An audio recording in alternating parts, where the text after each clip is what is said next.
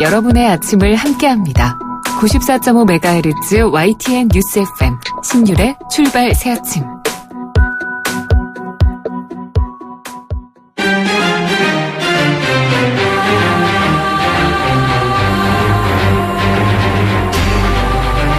매일 아침을 뉴스로 깨웁니다.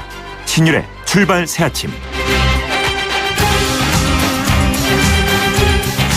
홍콩 주재 우리나라 영사관에 북한군 관련자가 망명 신청을 한 것으로 알려지고 있고요. 몰타에선도 북한 근로자 3명이 탈북했다는 소식이 오늘 새벽 전해졌습니다.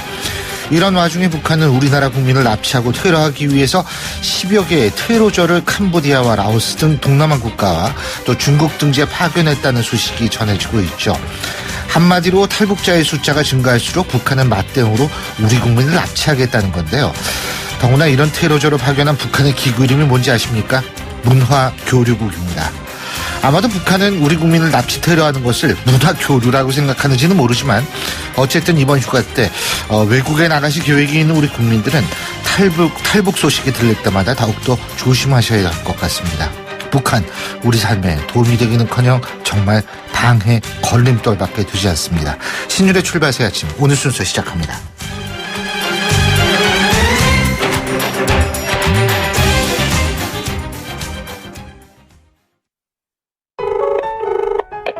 아들, 뉴욕은 지금 몇 시야? 수정아, 축하해! 자기야, 나도 사랑해. 소중한 순간은 달라도 더 생생하게 나누고 싶은 마음은 같으니까 전 001합니다. 대한민국 국제전화 001.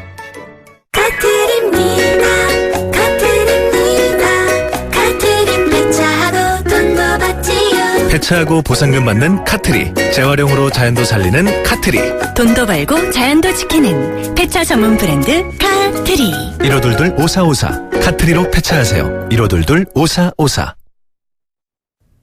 YTN 라디오 신율의 출발 새아침.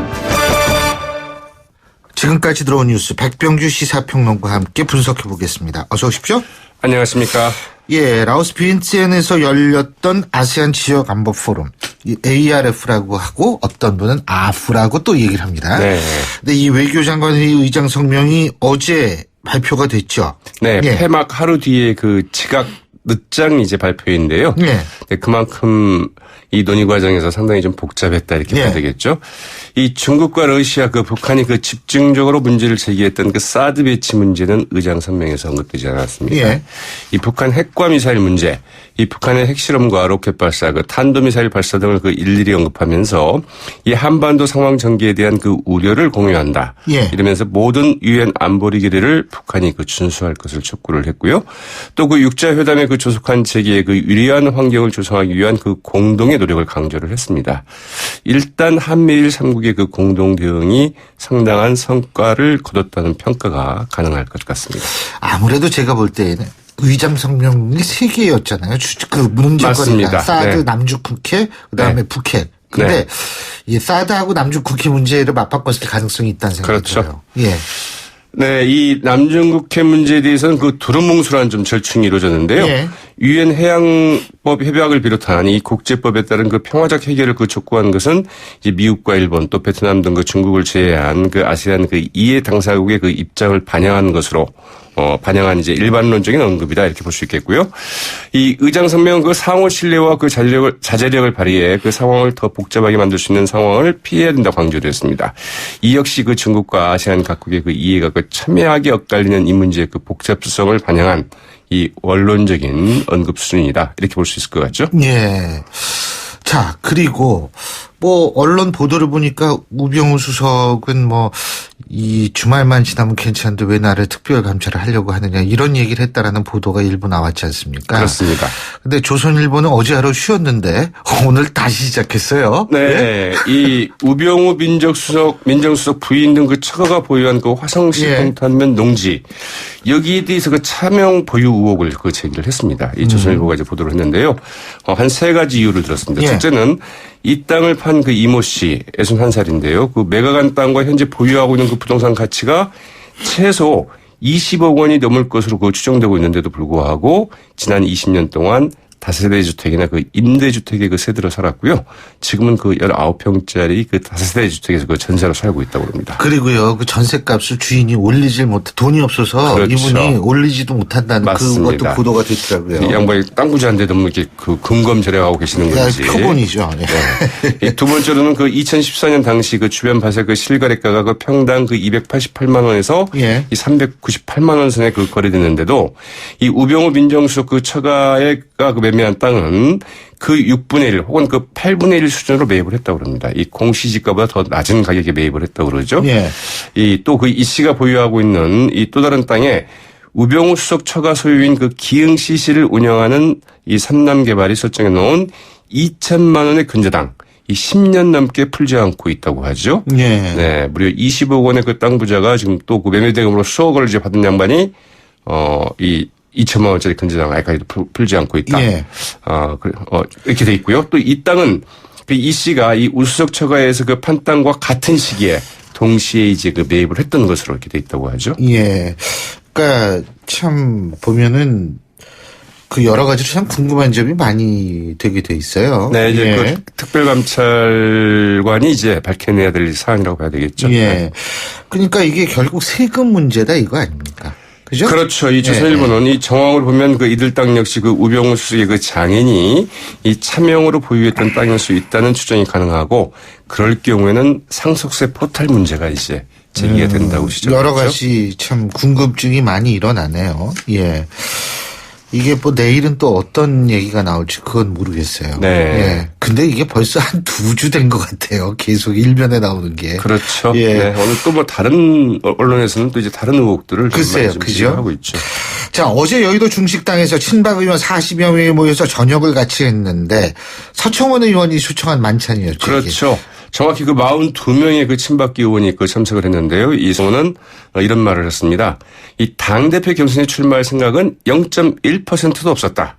그런데 그 여러 의원들의 그 강력한 요청이 있어서 그 2주간 좀 많이 고민했었다고 밝혔고요. 어제 모임의 취지에 대해서는 그 죄송스러운 마음에 그 사과의 말씀을 드리고 제 입장을 말하기 위한 것이다. 이렇게 설명을 했습니다. 어제 모임 한 2시간 정도 그 화기애애한 분위기에서 그 진행이 됐다고 그러는데요. 예. 새 의원은 그 전당대회 끝나고 그 어제 못 나온 사람들을 이제 모시고 그 2차 만찬을 하겠다라고 예고를 했습니다.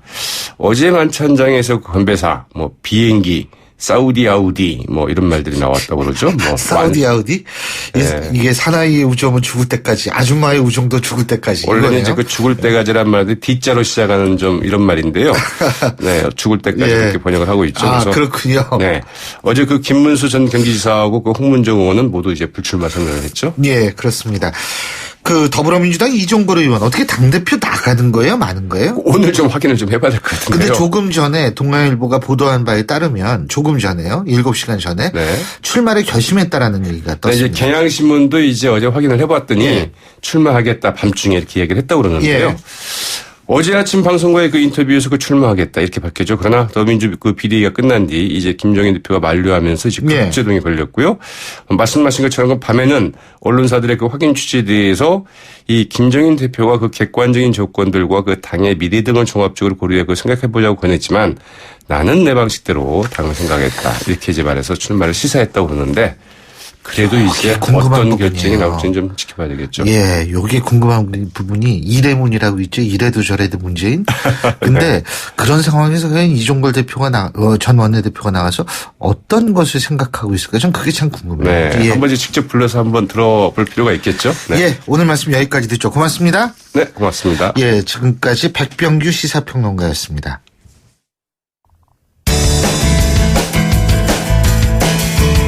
여러분은 지금 FM 94.5MHz로 방송되고 있는 신율의 출발 새 아침을 듣고 계십니다. 의견 주실 분은 짧은 문자 50원, 긴 문자 100원의 이용료가 드는 휴대전화 문자 메시지 우물정 0945번으로 의견 남기실 수 있습니다.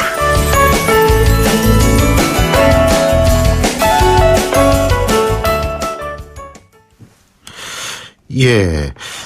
어제 가습기 살균제에서 또 다른 독성 물질이 함유됐다라는 주장이 나와서 논란이 일었죠. 이 일이 발생한 지 6년도 더 지났습니다만 가습기 살균 피해자들과 유가족들 아직도 소송 진행 중이고 피해 보상도 받지 못한 분들이 타반이죠.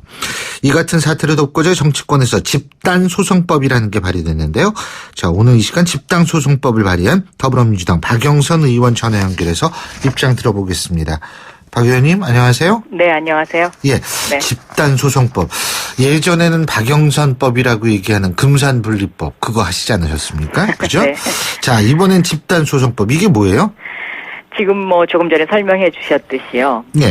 지금 가습기 사태, 또 폭스바겐 사태, 이런 것들이 지금 지속적으로 일어나고 우리나라가 많은 분들이 피해를 입고 또 환경 문제, 또 심지어 아이들이 막 다 죽고 이렇게 했는데도 여기에 대해서 적절한 피해 보상이라든가 이런 것들이 잘 이루어지지 않고 있지 않습니까? 예. 그래서 발의를 하게 됐습니다. 예를 들어서 폭스바겐 같은 경우에 미국에서는요. 소비자들의 피해 보상액이 무려 17조 원에 그렇죠. 달하는 예. 가장 큰 금액으로 지금 합의가 되지 않았습니까? 예. 그런데 우리나라 같은 경우에 폭스바겐 측에서는 오히려 그 환경부 청문회장 같은 데서 국내 대형 로펌을 동원을 해가지고 피해 배상을 피하기 위해서 온갖 수단을 동원하고 있고 예. 가급적이면 이제 피해 보상을 안 하려고 그러는 것이죠. 음흠. 그러면 이게 왜 그러냐? 우리나라가 그만큼 소비자를 보호하고 국민을 보호하는 법적 장치가 미비하고 허술하다라는 것을 보여주는 것이고요. 또 현행 민사소송법의 한계를 드러내고 있는 것이죠. 그래서 제가 이제 지난 6월 달에는 징벌적 손해배상제를 도입하는 그렇죠. 것을 이제 발의를 했고, 한 달 후에 집단소송법 이것을 이제 발의를 했는데요. 이 법안의 내용을 간략하게 말씀을 드리면, 첫째는 집단소송법도 징벌적 손해배상제와 같이 전면적인 도입을 내용을 담고 있고요. 두 번째는 미국식 집단소송 제도의 옵트아웃 방식. 그러니까 나는 괜찮습니다. 나를 제외시켜 주세요 하는 사람을 빼고는 어떤 사안에 대해서 피해를 입었으면 그 피해자 전원에게 그 판결의 효력이 미치도록 한 것이고요. 그리고 셋째는 그 피해자가 나는 이러이런 피해를 입었다라고 주장하는 것에 대해서 가해자가 그 피해자의 주장에 대해서 구체적으로 입증을 해야 합니다. 그게 아니다라는 것을 입증하지 못했을 때 그때는 그 피해자의 주장을 받아들이는 것으로 이제 이렇게 예. 법안이 구성되어 있습니다. 그렇군요. 네. 근데 이런 게 왜 여태까지 없었죠? 못한 거죠. 왜냐하면 우리나라 전경련을 중심으로 한 대기업의 그 로비가 굉장히 강하거든요. 예. 네, 요즘도 전경련이 경제수석이 모금을 했니 해갖고 지금 또 구설수에 오르고 있는데요. 예. 그러면 그런 모금은 왜 가능한가? 결국은 정경유착 에 의한 어떤 하나의 산물이지 않나. 그러니까 그런 돈을 불법적으로 내고 이런 법을 못 만들게 하는 압력단체로서의 예. 역할을 쭉 해왔기 때문에 그렇다고 저는 생각합니다. 그렇군요. 네. 자, 근데 이거 언제 일단 법안이 통과돼야지 뭐가 되는 거 아니에요? 그렇습니다. 그죠? 네. 예, 어떻게 보십니까? 저는 이번에는 좀 상황이 다르다고 생각합니다. 왜냐하면 가습기 같은 경우는 직접적인 피해자가 굉장히 많이 있지 않습니까? 그리고 네. 아직도 그냥 그 가슴에 멍울을 안고 지금 계속 그 부분에 있어서의 그 사회적인 어떤 그 아픔 같은 것이 해소가 안 됐고요. 네. 또 폭스바겐도 지금 저희가 눈으로 이 환경 피해라는 것을 직접 느끼고 있기 때문에 이번에는 아무리 그렇게 그 전경련이라든가 대기업들이 로비를 한다고 해도 국회에서 이것을 무작정 안 하겠다라고 이렇게 하기는 쉽지 않다. 이렇게 생각하고 또 더군다나 이제 야당 의원들의 숫자가 조금 많으니까요. 네. 기대를 해볼 만합니다. 네. 그렇군요. 자, 부처를 모셨는데 당내 문제도 좀 여쭤볼게요. 이 전당대회 얼마 남지 않았잖아요. 네, 그죠? 네. 8월 말이죠? 그렇습니다. 예. 네. 근데 그 박영선 의원께서도 이래문이라는 얘기 들어보셨죠? 이래도 들어봤습니다. 저래도 문재인. 예? 네. 예. 일단 이거 어떻게 보세요? 저는 미국의 민주당 전당대회를 보면서요. 예. 우리도 우리에게도 샌더스와 같은 사람이 필요하다. 제가 여기서 이 샌더스를 이야기하는 것은요. 예. 우리가 뭐 좌클릭을 해야 된다 이런 뜻이 아니고 무슨 뜻인지 알겠습니다. 네, 전당대회가 보다 더 개방적이어야 되고 또 확장성이 있어야 되고 포용적이어야 된다고 생각하거든요. 예. 만약에 이 더불어민주당의 어떤 확장성, 개방, 포용 이것이 사라진다면 저는 내년 되면 상당히 상황이 바뀌지 않을까 이렇게 생각이 됩니다. 예, 예를 들어서 대선을 앞둔 상황이 그렇습니다. 바뀐다 이 말씀이신데요. 네. 예를 들어서 샌더스 같은 경우에는 그 무소속이었지 않습니까? 예. 그러니까 그런 사람까지도 이제 미국 민주당이 받아들여서 어쨌든 전당대회가 용광로 전당대회 또 이렇게 탄력 있는 전당대회를 만들었던 거거든요. 예. 그러니까 더불어민주당도 저는 그런 전당대회를 해야 되지 않느냐. 저는 그렇게 생각하고 있습니다. 근데 이제 사실 이종걸 원내대표의 출마 여부, 뭐 지금은 출마하는 것 같은데 어쨌든 김종인 대표가 사실 말렸다 그러지 않습니까? 예. 근데 김종인 대표가 왜 말렸을까? 그거는 제가 볼 때 이래요. 어차피 나가도 이래문이랬는데, 예? 이거 괜히 들러리만 서주는 거 아니냐? 이런 생각 때문에 해주는 거 아니에요? 그랬던 거 아니에요? 글쎄 뭐 속마음은 그러실지는 모르겠지만요. 표면적으로 생각해 봤을 때는 현재 비대위원으로서 만약에 전당대회를 출마할 생각이 있었으면 예. 좀 일찌감치 비대위원 사표를 냈어야 되지 않느냐. 예. 왜냐하면 과거에도 그 전당대회를 앞두고 비대위원에 들어가는 사람의 경우에는 전당대회를 출마하지 않는 것이 상식이었고 관례였거든요. 예. 그런 의미에서는 저는 어제 김종인 대표가 만류했다는 것에 이유가 있었다라고 저는 그런 의미로 부여를 하고 싶습니다. 네. 그런 의미로 부여를 하고 싶다. 네. 근데 이종걸 의원 출마하겠다고 결정한 건 잘한 결정이라고 보세요?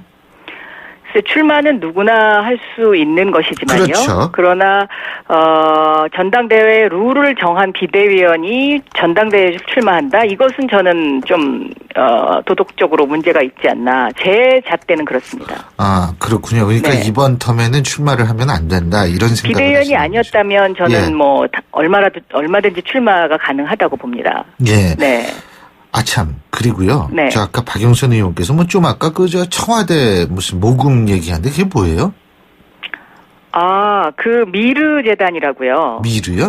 미르 재단이라고. 미르는 옛날에 기사화됐던데요. 어린이 네. 프로그램에 나오는 캐릭터 이름 중에 하나였던 것 같은데, 예.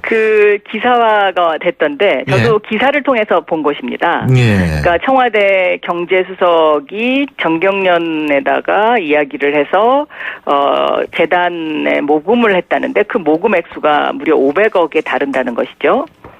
예. 네. 그래서 이것이 뭐냐, 이제 이렇게 해가지고, 지금 이 이슈가 불거지고 있는 것 같습니다. 지금 제가 이거 찾아보니까 네. 언론들에서 많이 나오기 시작하네요. 네네. 근데 이게 이제 목적 같은 경우는 정확하게 아직 밝혀진 거는 없는 거죠?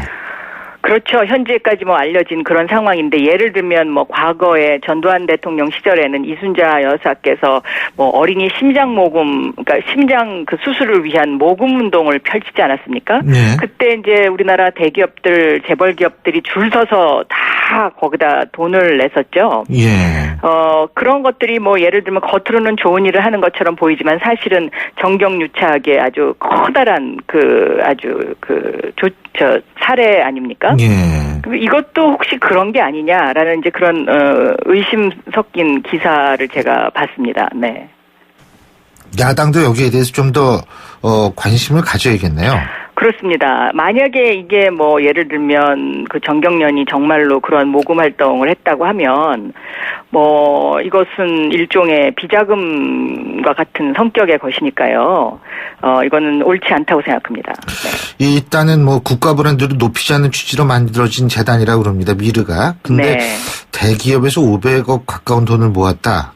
과연 이게 국가 브랜드가 이게 민간재단인데 이래도 되느냐 여러 가지 좀 궁금한 점이 나올 수가 있으니까 그죠? 그렇습니다. 자, 우병우 수석 이거 오늘도 나왔대요. 일면에 어떻게 보십니까? 네, 이제 예를 들어서요. 그 민정수석이라는 자리는 정말로 국민들로부터 정말 대한민국의 정의를 지킬 수 있는 그런 임무를 부여받은 자리 아닙니까? 네. 그런데 이 정도로 국민들이 그 문제가 있다라고 얘기했을 때는 네. 저는 이것은 대통령께서 마음의 결심을 하셔야 되지 않나 싶습니다. 네. 예. 마음의 결심. 그 휴가 갔다 오신 다음에 이제 마음의 결심을 할 수밖에 없겠죠. 그죠? 네. 왜냐하면 예. 윗물이 맑아야 아랫물이 맑지 않습니까? 예. 네. 그렇군요. 어쨌든 지금 근데 이게 계속 이렇게 나오면 근데 이 청취자 여러분이 질문 하나 주셨는데요. 1304님 이래문이라는데 그러면 손학규 전 대표 안 나오는 거 아니에요? 어떻게 보십니까? 그러니까 손학규 전 대표가 왜 안 나오신다고? 이래문이니까 이래도 저래도 문제이니까. 예. 지금 강진에서 고민하고 계신 이유도 그런 이유가 있을 수 있겠죠. 그렇죠. 네. 쉬운 결정은 아닐 거라고 봐요. 그렇습니다. 네. 예. 잘 알겠습니다. 오늘 말씀 잘 들었습니다. 네, 고맙습니다. 감사합니다. 네. 예. 지금까지 더불어민주당 박영선 의원이었고요. 신윤의 출발 새 아침 1부 순서 여기서 줄입니다. 잠시 뒤 2부에서 뵙죠. 록비드 면역은 높아도 안 돼요. 안 돼요. 면역은 낮아도 안 돼요. 안 돼요. 녹용 추출 성분 록비 록비드. 본 제품은 건강기능식품 광고입니다. 안녕하세요, 마마무입니다. 진학과 취업이 고민이신 분들을 마마무가 응원합니다. 나의 꿈은 폴리텍.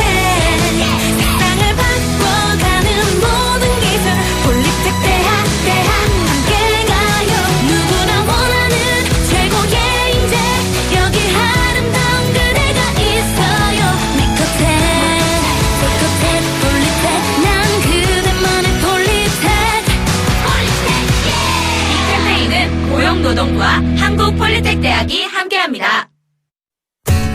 국민 여러분 안녕하십니까? 국민안전처 장관 박인영입니다. 폭염은 여름철마다 찾아오는 불청객입니다. 폭염으로부터 안전한 여름을 보내기 위해서는 라디오나 TV를 통해서 기상 상황을 수시로 확인해 주시고 폭염특보 발령 시에는 무리한 야외 활동이나 작업을 자제해 주시기 바랍니다.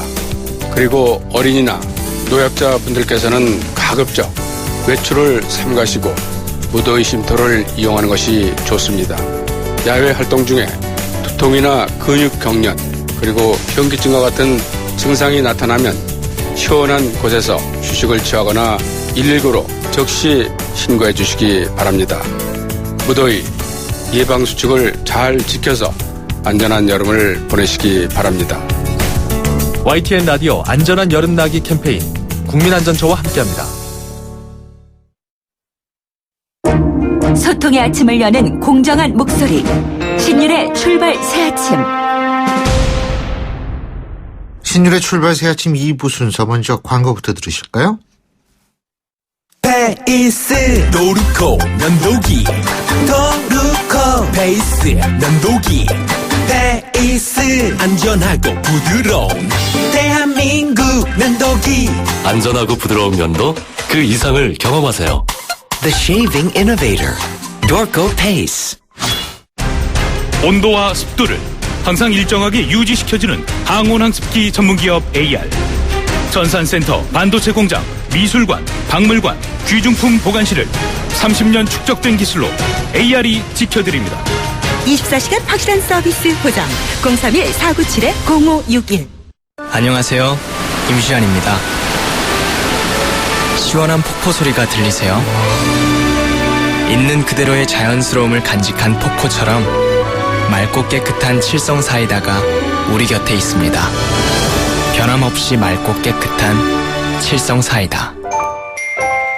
안녕하세요. 이서진입니다. 똑똑하고 단단한 금융을 만나고 싶을 땐 이렇게 부르세요. 똑똑똑 DGB 딴딴딴 DGB. 금융을 똑똑하게 잘하니까 행복을 단단하게 잘 키우니까 앞으로가 자꾸 기대되는 금융. 더 가까이 더 큰 혜택. DGB 금융그룹.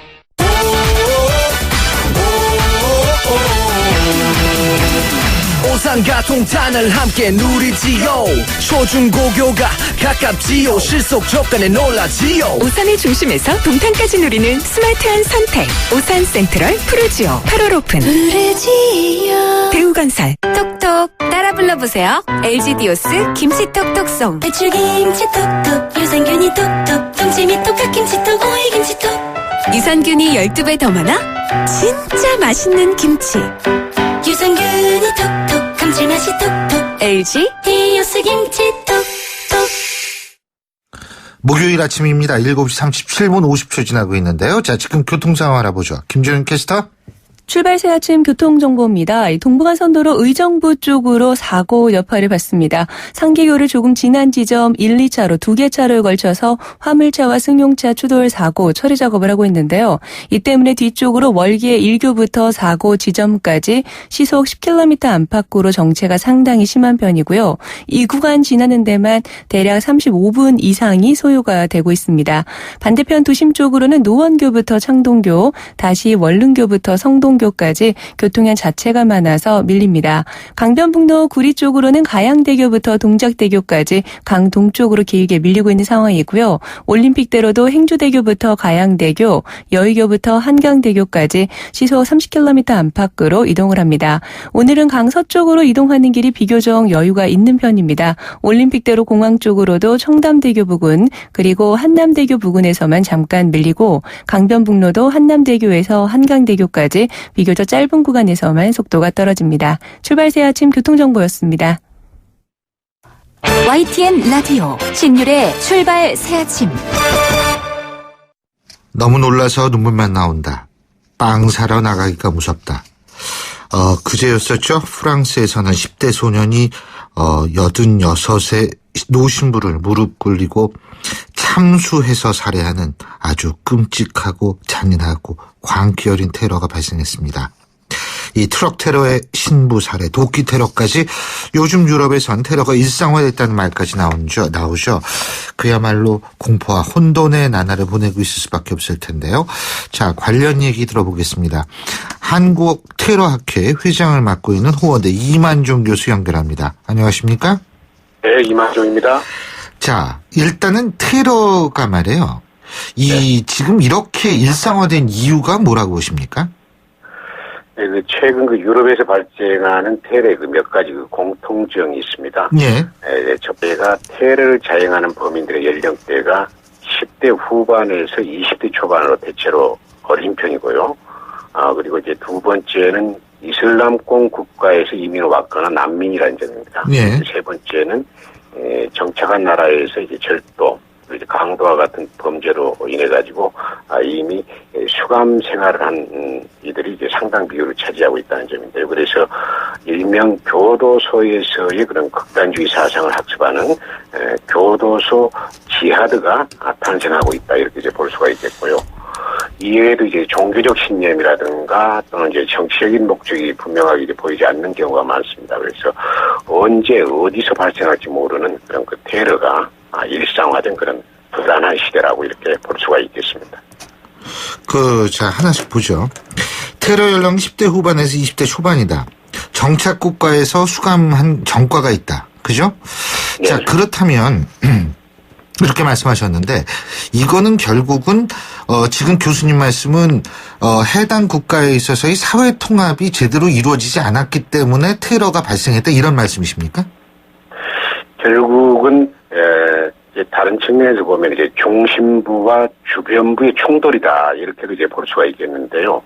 이민자나 난민자의 그 테러리스트의 경우에는 그 사회의 그 주류에 편입이 되지 못하고 이방은 아웃사이더로서 이렇게 이제 남아서 이제 생활하기 때문에 그 사회에서 정체성을 느끼지 못하게 되거든요.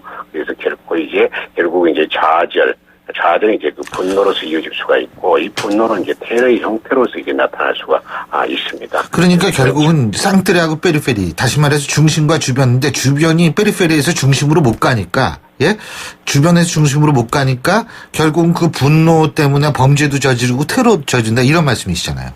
그렇습니다. 그죠? 그런 측면에서 저는 생각하고 있습니다. 그렇다면 그거는 유럽 국가에 있어서의 소위 말하는 이 멀티컬처럴 그러니까 다문화 사회 정책이 완전히 실패했기 때문에 이렇게 테러가 발생한다 이렇게 보시는 겁니까? 다문화 이제 유럽이 가지고 있는 그 지형적인 문제라든가 정치적인 사회적인 그런 그 문제도 있습니다만은 이슬람의 그런 그 과격화된 그런 그 원리주의 사상이라든가 극단화된 그런 그 전략 뭐 이런 것들이 큰 원인이 되고 그게 바로 이제 일종의 화약고로 작용이 된다 이렇게 볼 수가 있겠습니다. 그렇다면 종교적 요소 아까도 말씀하셨습니다만 종교적 신념이나 정치적 신념이 없는 테러도 있는 것은 사실인데 여기에서 이슬람이라든지 종교라든지 이런 부분이라는 거는 일종의 자신의 불만을 표출하는 테러 행위에 대한 명분일 뿐이지 실제 그것은 아닐 수 있다 이런 말씀으로 이해도 되겠습니까? 그렇습니다. 이게 테러리스트의 심리적 패러다임을 보면은요, 최근에는 그 정치적인 목적이 아니어도, 이제 테러의 형태, 유사 테러라고 이렇게 얘기하는데, 이런 것들이 이제 많이 벌어지고 있는 것은, 이제 패배주의, 그리고 이제 영웅주의가 그 결합된 것이 테러리스트의 심리적인 이제 일종의 패러다임이라 이렇게 이제 볼 수가 있겠습니다. 그래서 다시 말씀드리면은, 현재 세상에 불만을 품으면서 자신만의 그런 새로운 세상을 실현시키겠다는 그 생각이 결국 테러론이 나타난다고 할 수가 있겠습니다. 그리고 이제 그런 비전을 일종의 IS가 제공을 해준다? 그렇습니다. 예. 자, 그리고 또 한 가지 우리가 주목해야 될 부분이라는 것이요. 이 테러가 말이에요. 물론 과거에도 테러는 존재했죠. 그죠? 이 테러라는 단어가 사실 프랑스 대혁명 직전 직후하고 상관이 있는 거죠? 그렇습니다. 공화당파와 이제 왕당파, 프랑스 대혁명 시기에 왕당파를 이제 척결하는 그런 과정에서 나온 그런 이제 테러의 이제 기원이다 이렇게 얘기를 하고. 근데 그렇게 테러의 그 단어가 나온 기원이 그때 바로 그 당시에나 최소한도 20세기 초까지는 이 특정 정치적인 문제에 있는 사람들만 공격하는 게 테러였잖아요. 그죠? 자기가 볼 때 저 사람은 문제다. 근데 이게 언제부터 이렇게 민간인으로 테러의 방향이 바뀌었어요? 사실은 9.11 이전까지는 테러가 별로 이렇게 주목을 받지는 못했어요. 그렇죠. 9.11 이후부터 이제 전쟁의 형태로 이제 변화했고요. 그리고 미국이라는 또는 반서방 미국의 주변인 그 유럽이라는 그 분명한 적을 이렇게 이제 제시가 이제 됐거든요. 그래서 이제 정치적인 목적이라든가 또는 종교적인 그런 분쟁으로서 총돌로서 이제 테러의 방법을 이용하고 있는 것이 이제 하나의 이제 새로운 21세기의 새로운 테러의 경향이다 이렇게 볼 수가 있겠습니다. 근데 이제 제가 여쭤본 거는 뭐냐면 테러의 대상이 과거엔 정치인이라든지 이런 사람들이었는데 지금 민간인 대상이잖아요. 우리 니스 테러를 봐도 그렇고 9.11 테러를 봐도 그렇고 이게 전부 민간인 그러니까 이 정치인들을 대상으로 한 테러보다 민간인에 대한 테러가 지금 뭐 압도적으로 많을 거요. 그렇지 않습니까? 이게 이제 전략이 테러리스트가 이제 생각하는 이제 전략이 이제 두 가지입니다. 이제 타켓이 공격을 하는 이제 타켓이 하나는 이제 기회적 타켓이라 해가지고 무차별적으로 이제 타켓을 결정하는 것이거든요. 그리고 이제 두 번째는 상징적 타켓이라 해가지고 상징적 표적이라 해가지고 어떠한 특정한 이번에 그 신부님처럼 특정한 대상을 이렇게 이제 공격을 하고 있습니다. 둘 다 자기들의 하나의 이제 그 공포와 주목을 끌기 위한 하나의 일종의 이제 전략이다 이렇게 이제 볼 수가 있겠습니다. 자 그리고 또 한 가지는 뭐냐면 지금 테러가 주로 유럽에 집중되고 있습니다. 그렇지 않습니까? 자 그 이유는 뭐라고 보십니까? 유럽이 가지고 있는 그런 그 지형적인 위치, 그리고 난민이라든가 이민자의 문제, 이런 그 사회적인 문제도 있어요. 그리고 이제 국제동맹군으로서 IS에 대한 공격 참여, 이런 이제 복합적인 것이 이제 원인이 될 수가 있는데요.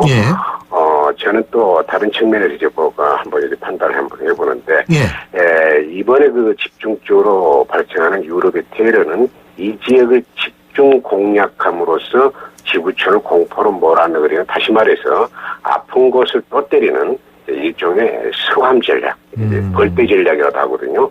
이게 하나의 이제 전략적 방법이라고 할 수가 있는데 이것은 이제 작은 무리들이 특정 지역 전체에 대량으로 이제 몰려들어가지고 소요를 일으킴으로 인해가지고 공격 대상이 되는 주체들에게는 자신들의 그런 지역이 압도적인 그 폭력에 의해서 공격을 받고 있다는 그런 인상을 심어줄 수가 있고 이것을 통해서 공포를 극대화시킴으로 인해 가지고 전략적인 이득을 이끌어내는 그런 하나의 그 전투 방식이거든요. 그래서 지금 IS가 지금 본거지에서 상당히 전성기에 비해서 지금 왜소해지고 위축되어 있기 때문에 이것을 피하기 위한 하나의 그 전략적인 선택이 아닌가 이렇게 보고 있습니다. 그런데요, 사실은 인종 문제는 미국이 더 심하고요, 그죠?